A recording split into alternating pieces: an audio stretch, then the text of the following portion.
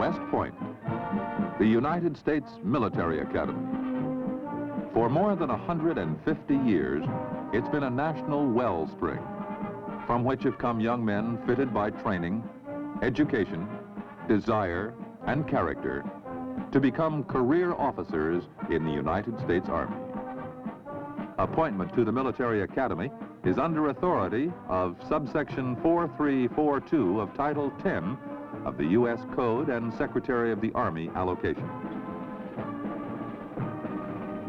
But not all who want to attend West Point are able to get an appointment through their senator or congressman. Not all have the academic standing or preparation to win appointment through nationwide competitive exams.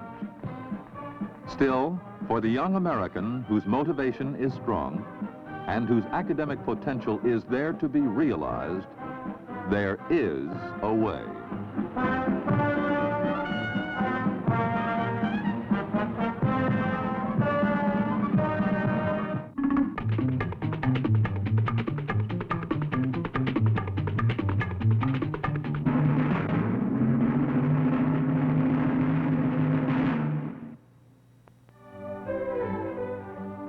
The United States Military Academy Preparatory School is located a few miles south of the nation's capital at Fort Belvoir, Virginia.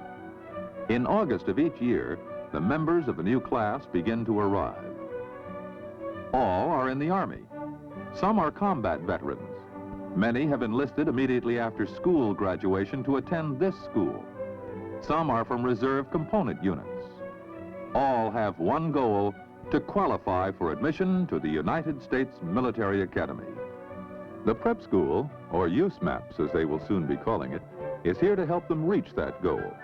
The Navy and the Air Force operate a similar preparatory program. The first order of business is to get checked in, deliver personal records, be assigned to companies in the 2 student battalions which make up USMAP's Corps of Cadet Candidates. Each man is also issued the distinctive shoulder boards and insignia, which make of their Army uniforms the uniform of a cadet candidate. They are soldiers, but for the coming year, they are students, and each is issued not field pack and weapons, but a briefcase and textbook. The records of each man's most recent full Army physical have been submitted already, but USMAPS gives him another check just to be sure. Since physical aptitude and ability are listed right alongside academics in the qualifications for admission, both to the prep school and to West Point. The 285 students who make up the USMAP's Corps of Cadet Candidates come from everywhere in the 50 states. But they all have at least 2 things in common. First, the potential to become a West Point cadet and succeed at it. And second, the need for help in preparing. The first they bring with them to USMAPS. The second, USMAPS is there to provide. As Commandant of the U.S. Military Academy Prep School, I'd like to take this opportunity to welcome each of you. The fact that you're here demonstrates on your part a good deal of dedication and effort. I can assure you that we will help you the rest of the way to make the grade at the Military Academy.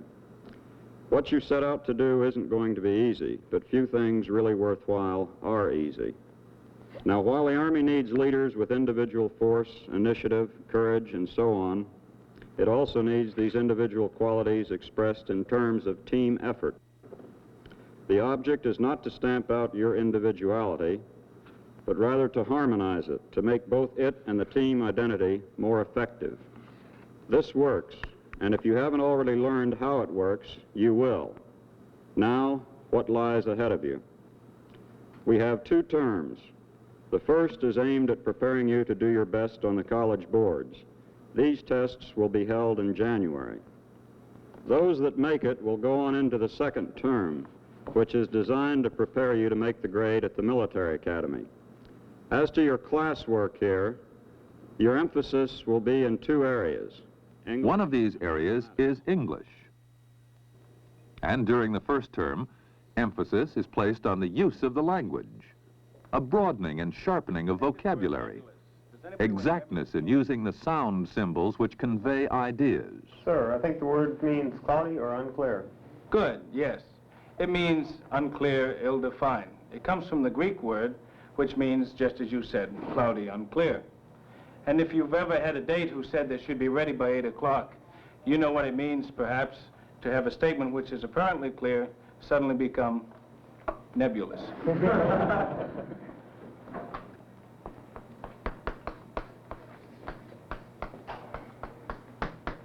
All right, what about the second word? Mr. Young? Sir, it's the opposite of nebulous.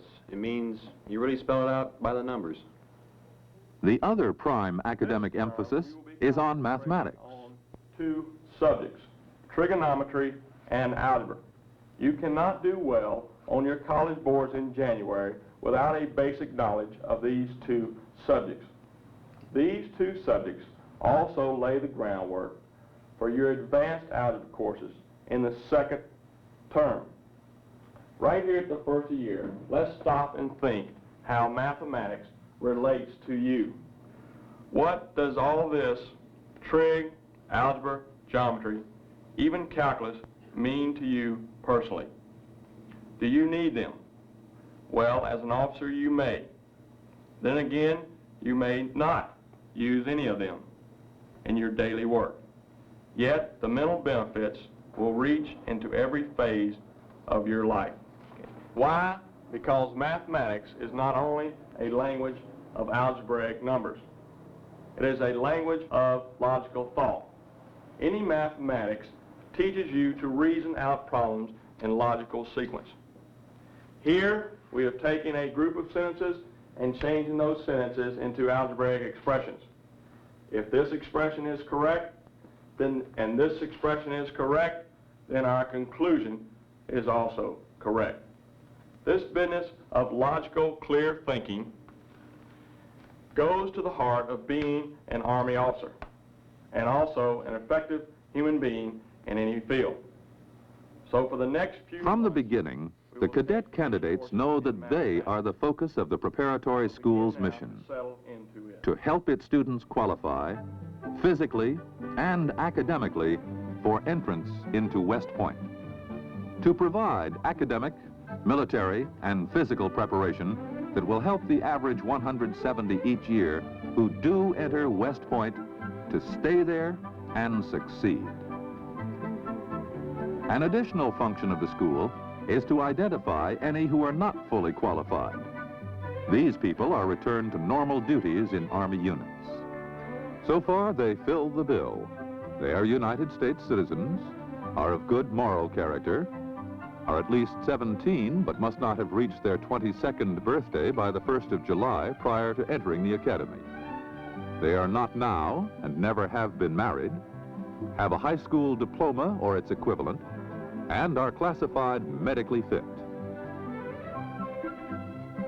While the prime emphasis at USMAPS is on academic instruction, the military program includes certain essential types of classes.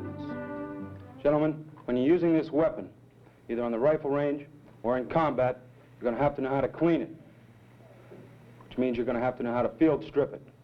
The first step is to push this here and break it. Now check it. Check the springs. Check the springs here. Now what type of oil are you going to use for this weapon? LSA. That's right. You use LSA. The leader's basic responsibilities are the accomplishment of his mission and the welfare of his men. Should a conflict ever arise, the mission must come first. There will come a time in the lives of all leaders, regardless of how persuasive we are, that we must resort to the use of power and authority to get the job done. The hand salute is done in this manner. Wrist and fingers in one line, and thumb along the side. It's something to be done with pride, sharpness. Precise, high sign from one professional soldier to another. So remember, groove, tan, hard. Present, hums. Cadet candidates get a good grounding in drill and ceremonies, including the not infrequent occasions on which students who have combat service behind them receive awards, even more than once in the school's history, the Medal of Honor.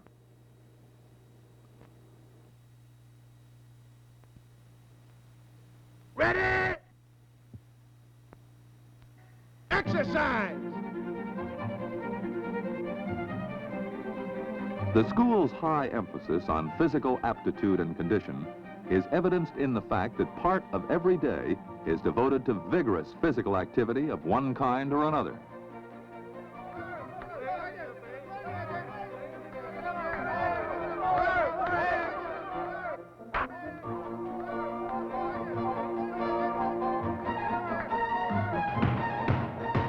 USMAPS offers 13 school teams and 9 intramural sports, and every student will be involved and active in at least one of these each season. A vital part of each year's activities is the time, early in the opening term, when the whole Corps of Cadet candidates spends a few days away from school on the annual orientation trip to West Point.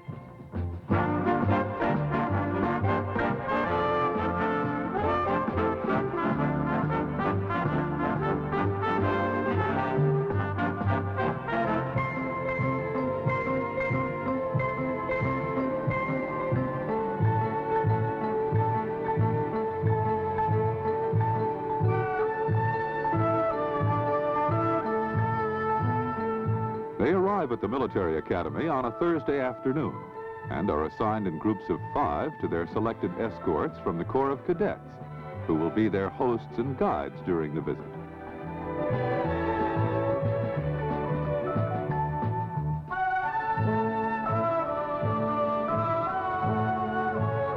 Before they head back to Fort Belvoir on Sunday afternoon, there's much to see.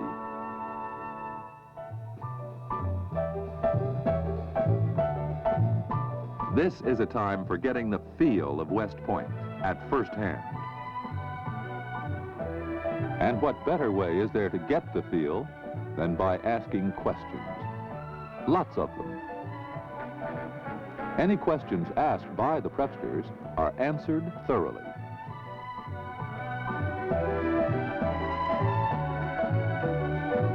These sessions result in much planning by the visitors for next year.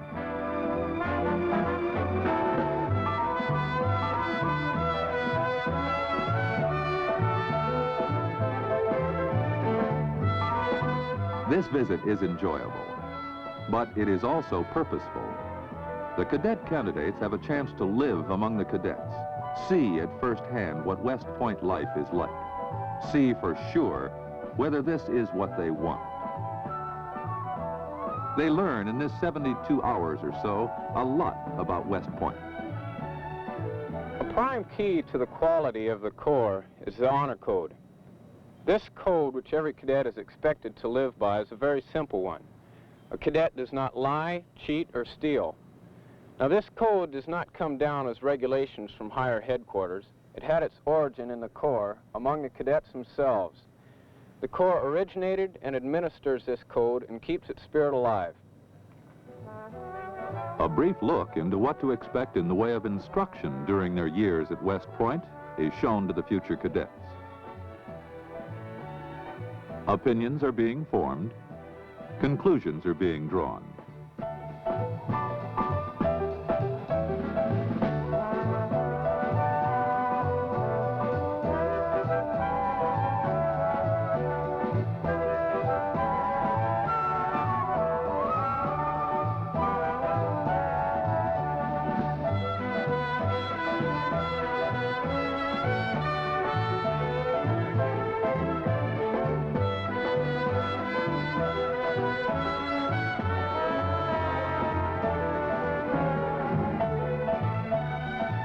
Each hour of their visit is calculated to let them know it's not going to be easy.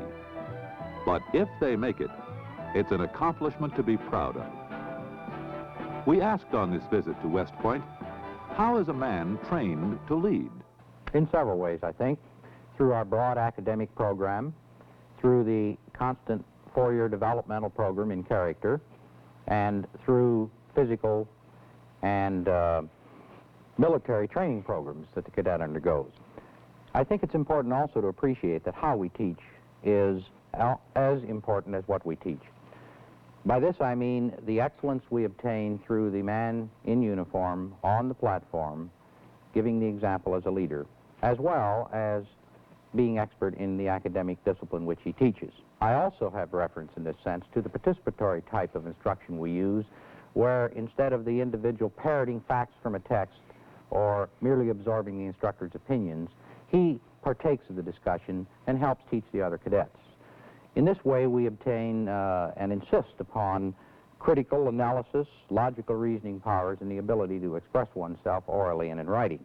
The military leader is going to face many problems after he leaves West Point. Social problems, political problems, economic problems, sociological, even spiritual. We try to prepare him to face these problems and ever more complex tasks. Our program is broad, and it combines the social sciences, the sciences, and the humanities. It has some military overtones, inspired at the intellectual level as well as the purely vocational level. It's a unique program because West Point is trying to produce the professional, the career Army officer. We, of course, here at West Point educate the man looking beyond that period of second lieutenancy, platoon leadership. We look, of course, toward that period when he goes into increasingly, progressively more responsible positions. An Army officer's education, we realize, never really ends. He is always involved in a period of self-study. It's during that period, of course, that he's building upon this broad base he builds here. Through the applicatory process, he's applying the theory. Now, more formally, we know, or we anticipate, that about 75% of our graduates will go on and do formal graduate work at civilian institutions in this country and abroad.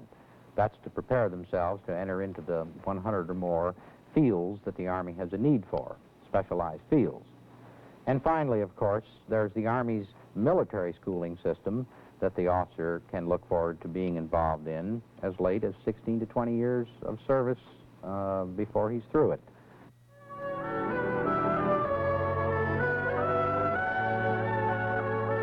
West Point is rich with traditions. The cadets know this and want to instill in the future plebes that these traditions are expected to be carried on, and that the motto, duty, honor, country, is not to be taken lightly.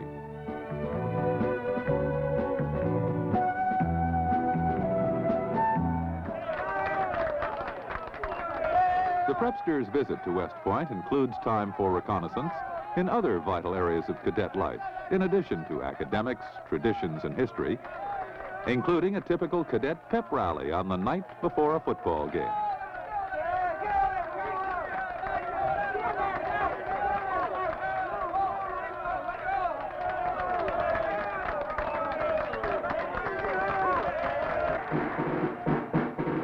And of course, there's the game itself, always a highlight of the visit.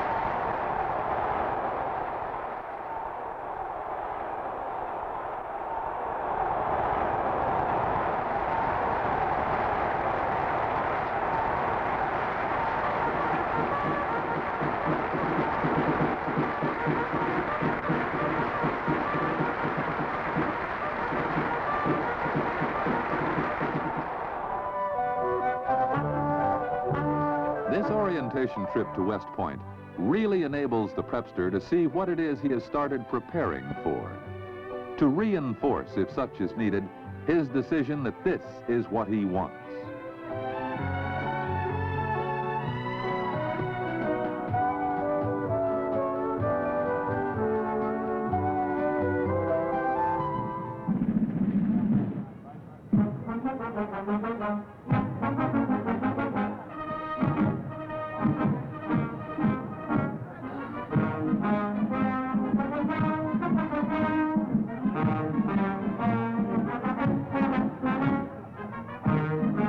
As they watch the traditional Saturday review of the Corps of Cadets, the prepsters know that some 10% of the marching cadets have traveled the road they themselves are beginning, and have done well.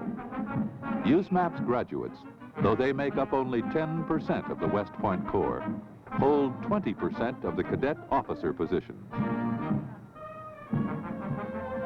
It's only 3 days, but it's a full 3 days.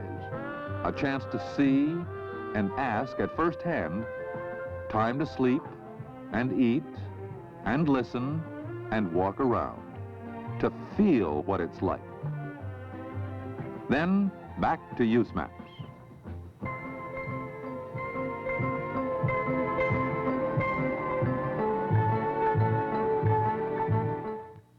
Rise and shine. Let's go. It's about that time. On their return from the West Point trip, the cadet candidates really get into the swing of the daily round at USMAP.